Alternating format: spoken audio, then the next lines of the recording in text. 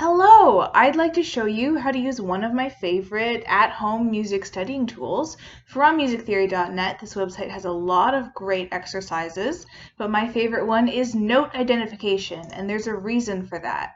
It's because it's so incredibly customizable.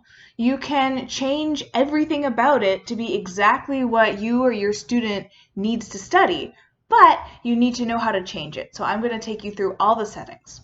When you start, you'll probably have a lot of notes that you didn't ask for. And I'll show you how to undo these, but I want to show you what it's probably going to look like when you log on for the first time. It's going to be something like this. It may also be a different clef than you want, just treble clef. So it's just treble clef, and it's got all these notes. It's got 21, I believe, 7 times 3, 21. Different notes that you can click on. And for some people, that's great. They need to practice accidentals. But for some people, like beginners, that's absolutely not what you want. So what you can do is when you click on the settings, it'll show up like this. It'll probably look exactly like this.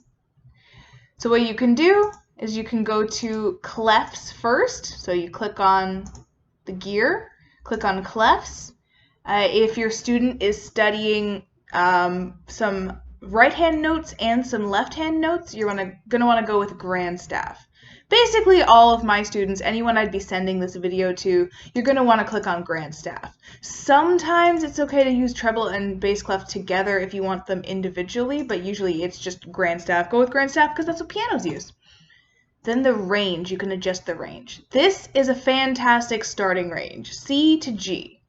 If you're following the Faber Piano Adventure series, I would probably change it to this because they show you a little bit of low notes, a little bit of high notes. So you can click and drag on the notes to put the lower note wherever you want. If you want the whole staff, you can do like this. You can also click the arrows on the side to move them up and down. One of them, the left one moves the left note, the right one moves the right note.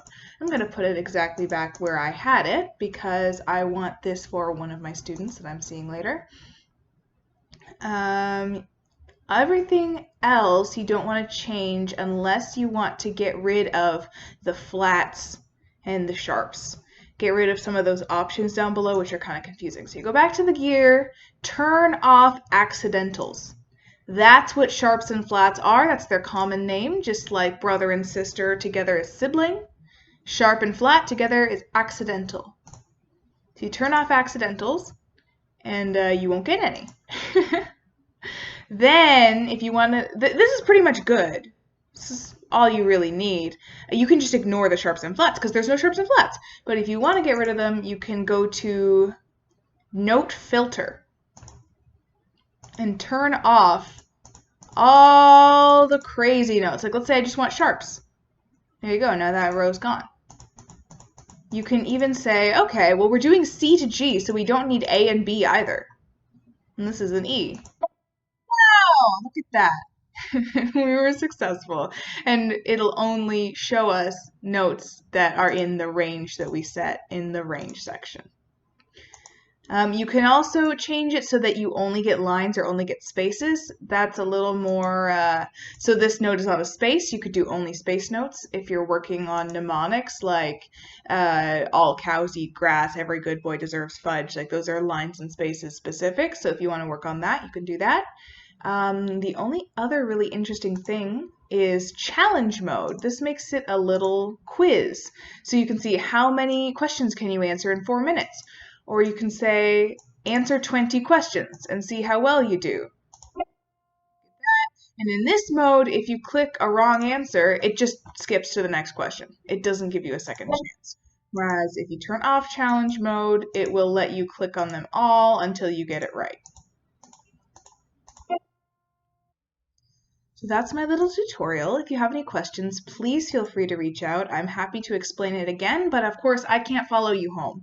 So if you have questions while you're at home and you tried emailing me and my answers didn't help, maybe this video will help. Happy practicing.